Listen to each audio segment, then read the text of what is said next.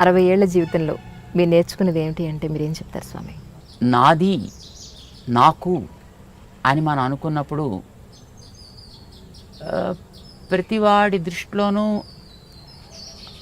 మనం కొంచెం కారంగానే కనిపిస్తాం, బాధకరంగానే కనిపిస్తాం, అదట వాడికి కష్టం కలిగించేటట్టుగాను మనం ఉంటాం. కానీ నాది అనేది ఏది లేకపోతే, నా కోసం అనేది దేన్ని పట్టుకోకపోతే ఐ థింక్ ప్రతివాడి దృష్టిలోనూ నువ్వు మంచివాడివిగానే ఉంటావు. This is what we learned. కొంతమంది మమ్మల్ని అప్పుడప్పుడు అడుగుతుంటారు, చెప్తుంటారు, సజెషన్స్ ఇస్తుంటారు కూడా. Swamiji, you need to have some personal time also అంటుంటారు మమ్మల్ని. కానీ బట్ నాకు ఎప్పుడు ఏంటో, I think everything is my personal. Whatever I'm involved with, whatever I'm doing, I feel everything is my personal. When I am talking to you, this is my personal. When I am going to some place, that's my personal. So whatever activity we are involved in, that's my personal. And there is nothing that makes me confined just to my body. So ఎప్పుడైతే మనం మన చుట్టూ ఉండేటువంటి సర్కిల్ని narrow చేసుకుంటామో అప్పుడు మనకి కష్టాలు ఎక్కువ అవుతాయి, బాధలు ఎక్కువ అవుతాయి, అండ్ అల్టిమేట్లీ దుఃఖాలు కూడా ఎక్కువ అవుతాయి. ఆ హద్దును ఎప్పుడైతే మనం తీసేస్తాం, ఇప్పుడు మనం చేసే ప్రతి పని కూడా it's for somebody, it's for good. అలాంటప్పుడు మనం ఎవరిని కూడా పెద్ద బాధ పెట్టాము అని అనిపిస్తుంది. తాత్కాలికంగా కొంతమందికి బాధ ఉంటుంది. ఒక చోటకి మనం రావాలి అని అన్నారనుకోండి, ఇందాక మనం చేసే ఏదో కార్యక్రమం అది కొంచెం ప్రొలాంగ్ అయిపోయి మనం అక్కడికి వెళ్ళలేకపోయాం అనుకోండి, తాత్కాలికంగా వాళ్ళు బాధపడ్డా కానీ but they are not getting lost from the link. So they understand ultimately, ఓ మన దగ్గరికి వచ్చినా అంతే కదా, మన దగ్గరికి వచ్చినా మనతో పాటు కార్యక్రమాల్లో ఉన్నప్పుడు ఒకవేళ కార్యక్రమానికి ఆలస్యమైనా బట్ మనం బేర్ చేస్తున్నాం, వారు బేర్ చేస్తున్నారు కదా. So we should also learn to be like that అని అనిపిస్తుంది. Because they understand that the person is having nothing limited personal agenda. Any activity is only just for the sake of others. కానీ మీరు అప్పుడు మీ గురువుగారు చెప్పినట్టుగా మీరు సన్యాసాశ్రమం తీసుకున్న తర్వాత ఆల్మోస్ట్ 20s మీరు తీసుకున్నారు. ఎస్. మీ ఫ్రెండ్స్ అంటే అప్పుడు మీరు చదువుకున్న కాలేజ్ ఫ్రెండ్స్ కానీ వాళ్ళు కానీ తర్వాత ఉద్యోగాలు బిజినెస్ ఏదో చేసి పెళ్లి చేసుకుని తర్వాత వాళ్ళకి పిల్లలు, వాళ్ళకంటే ఒక ఫ్యామిలీ ఉన్నప్పుడు, లేదా వాళ్ళు మిమ్మల్ని ఎప్పుడో కలిసినప్పుడు మీకు ఎప్పుడు అనిపించలేదా స్వామి నేను పెళ్లి చేసుకుని లేదంటే ఒక ఫ్యామిలీ అలాంటి అవసరం మాకు మొట్టమొదటి జనరల్గా ఎలా ఉంటుందంటే, ఈ స్థితిలోకి రావాలి అని అనుకున్నప్పుడు రావడానికి ముందర వాళ్ళు అడుగుతారు, do you like to get married అని అడుగుతారు. If interested they opt for it also. మమ్మల్ని కూడా అడిగారు అలాగా. కానీ but what we thought is, because మాకు అప్పట్లో గురువుగారి కార్యక్రమాల్లో మేము 100% మునిగి ఉన్నాం.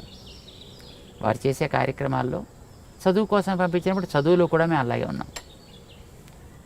అందులో ఉండేటప్పుడు ఈ కార్యక్రమం ఒకటి కొత్తగా తీసుకోవాలి, ఎందుకంటే ఇది వారు ప్లాన్ చేసి పెట్టిన కార్యక్రమాలు కొన్ని ఉన్నాయి, అవన్నీ నడవాల్సిన అవసరం ఉంది.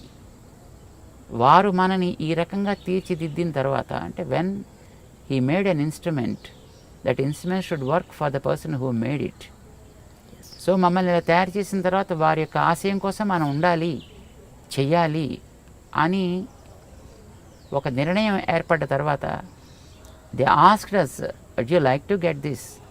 But I said, when we go for it, there are two problems. One, there may be increasing responsibilities after that, which will block our path.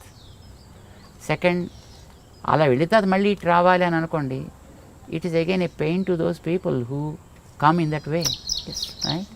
Why unnecessary creating, why make this and create pain to other people, better not to అని అనిపించింది. ఇందాక మీరు ఒక మాట అన్నారు స్వామి, ఇప్పుడు especially సరే అబ్బాయిలు పెట్టుకోవడం తీసి పక్కన పెడితే అమ్మాయి బొట్టు పెట్టుకోవడం అనేది ఎందుకు ఇంపార్టెన్స్ ఈ రోజుల్లో? అంటే జీన్స్ ప్యాంట్ వేసుకున్నాను, ఈ డ్రెస్ మీదకి బొట్టు బాగుండదు, ఎక్కడో ఎందుకు మా ఇంట్లో సంగతి నేను చెప్తే పిల్లలు ఎందుకు పెట్టుకోవాలి అని అంటే ఎవరో చెప్పిన పెద్దవాళ్ళు అక్కడ ఒక స్థానం అది ఆ ప్లేస్కి మనం దానికి రెస్పెక్ట్ ఇచ్చి దానికి బొట్టు అక్కడ పెట్టాలంటే they are not satisfied with my answer. Right. So మీరు మీ మాటగా ఒక్కసారి బొట్టు అసలు ఎందుకు పెట్టుకోండి పెట్టుకోవాలి, నో పెట్టుకోమని ఎందుకు పెట్టుకోవాలి అనేది చెప్పండి చాలు. Yes. There are certain reasons. ఇప్పుడు fortunate enough we are, whatever the practices that we have today given by our great sages, each one of them has a relevance. Relevance physical, relevance spiritual. రెండు ఉన్నాయి. Face is the index of the mind, right? దీన్ని అంగీకరిస్తారు కదా. అవునండి. నీ మనస్సులో ఏ భావాలు ఉన్నాయో అది నీ మొహం చెబుతుంది. ఒకవేళ మొహం చెప్పలేకపోతే నువ్వు చెప్పగలిగేటట్లుగా ఉండాలి. అందుకోసం మన వాళ్ళు బొట్టు పెట్టారు. ఎందుకంటే ఇక్కడ చూడగానే నీ ఐడియాలజీ ఏమిటి అనేది నీ మొహం చెప్పేస్తుంది. ఇప్పుడు మేము ఓటు పెట్టుకున్నాం అనుకోండి, మేము పెట్టుకున్న బొట్టు ఏం చెప్తుంది? చూసిన వెంటనే వెంకటేశ్వర స్వామి నామాల్లా కనపడుతుంది. కామన్ మామూలు మనిషిగా చెప్పాను. అంటే వెంకటేశ్వరుడైనా ఎందుకు నామాలు పెట్టుకుంటాడు అట్లాగా? అది కూడా తెలియాలి కదా. దానికనే రీజన్ కావాలి కదా. అవునండి. ఏమిటి మనం కోరుకుంటున్నామో అది మన మొహం చెప్పాలి. అదే కదా ఇండెక్స్ అంటే, అదే కదా.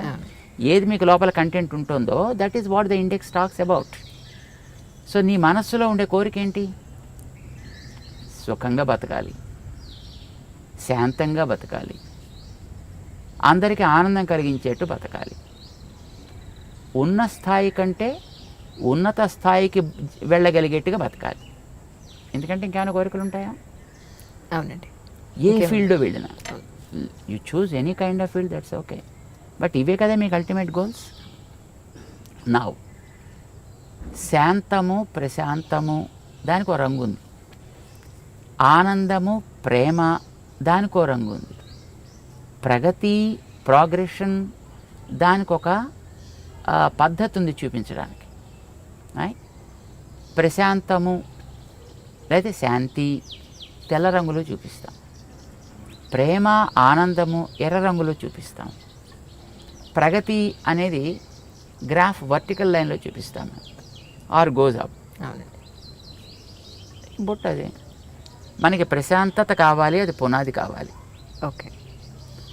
ఈ ప్రశాంతత అనేది నీకు రెండు వైపులా సాగాలి, నిన్ను పైకి తీసుకెళ్ళాలి, చివరి దాకా ఉండాలి. సడన్గా వచ్చి మళ్ళీ పాల పొంగులాగా టక్కమని ఎక్కడో పోకూడదు. ప్రశాంతత పైదాకా తీసుకెళ్ళాలి. ఈ ప్రశాంతత అనేది ఆనందాన్ని ఇచ్చేట్టుగా ఉండాలి. కనుక ఆనందం అనే దాన్ని మధ్యలో మనం చూపిస్తాం. ఈ ఆనందం అనేది ఒకటే గోల్. దానికి ప్రశాంతత is a protection, and it is the foundation, it is the protection, but this is the goal. ఇది మనకి బొట్టులో చూపిస్తాం అన్నమాట. ఆ రంగుకి కూడా ఒక రెలవెన్స్ ఉంది, ఆ లైన్కి కూడా ఒక రెలవెన్స్ ఉంది మనకి. ఇక్కడ ఎందుకు పెడతాం? ఇక్కడో పెట్టుకోవచ్చు కదా, స్పేస్ హాయిగా ఉంది కదా. ఇక్కడ కూడా ఉందనుకోండి స్పేస్, బట్ ఇక్కడ ఎందుకు పెట్టాం? ఇక్కడ ఎందుకు పెడతాం? మన భావన అనేది జ్ఞానానికి సంబంధించిన అంశం. జ్ఞానం అనేది తెలుసుకోవడానికి పనికొచ్చేది. తెలుసుకోవడానికి పనికొచ్చే ఇంద్రియం మన దేహంలో కన్ను. కన్ను భౌతిక రూపాలు చూస్తుంది, జ్ఞానం ఆంతర రూపాలను చూపిస్తుంది. సో జ్ఞానానికి కన్ను గుర్తయితే ఈ కంటి మధ్య భాగం మన జ్ఞాన ప్రకాశానికి ఆధారము. So start something from here and take it towards your goal. It should be upward always, but protected by peace and sattvik. ఇది ఒక గుర్తు. ఇది తిరుపతిలో అర్చకులుగా పనిచేసిన ఒక అర్చకులు మధ్య చెప్పింది ఒక మాట వీడియోలో నేను చూసాను. ఏంటంటే తిరుపతి హుండీలో డబ్బులు వేయకండి, అక్కడంతా దుర్మార్గం జరుగుతుంది అని చెప్పని ఒక స్టేట్మెంట్ ఇచ్చారు ఆయన. సో మీరు కూడా అక్కడ జరిగే పూజా విధానాలు కానీ కైంకర్యాలు కానీ ఇవి సరిగా జరగటం లేదు అనేది ఇప్పుడు ఏమన్నా మారిందండి మీ ఉద్దేశ ప్రకారం, లేకపోతే ఎలా ఉండాలని మీ కోరిక? మారిందో లేదో మాకైతే తెలియదు ఇంకా, ఎందుకంటే మేము వచ్చిన ఇప్పుడు వెళ్ళలేదు అక్కడికి. అది అలిగి వెళ్ళలేదని చెప్పని విన్నాను నేను కూడా. అలిగి కాదు, అది మంచిగా జరగాలని మేము అనుకున్నాం. మంచిగా జరగడానికి మార్గాలు ఏర్పడాలి. ఇప్పుడు వచ్చినటువంటి సీఎం గారు కూడా అది మంచిగా చేస్తాము అని అంటున్నారు. We hope that good things will happen.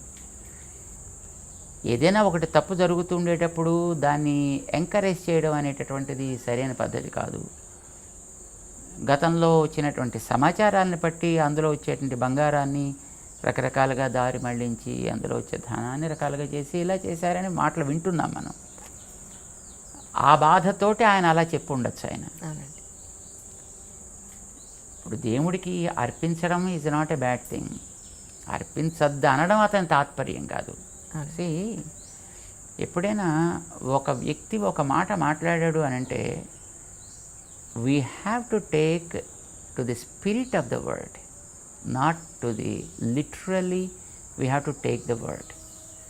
పిల్లవాడి మీద అమ్మ జ్వరం వచ్చినప్పుడు నిర్బంధించి వాడైనా తింటానంటే అరే సస్తావరా తిను, కోపంతో అప్పుడప్పుడు అలా ఉంటుంది.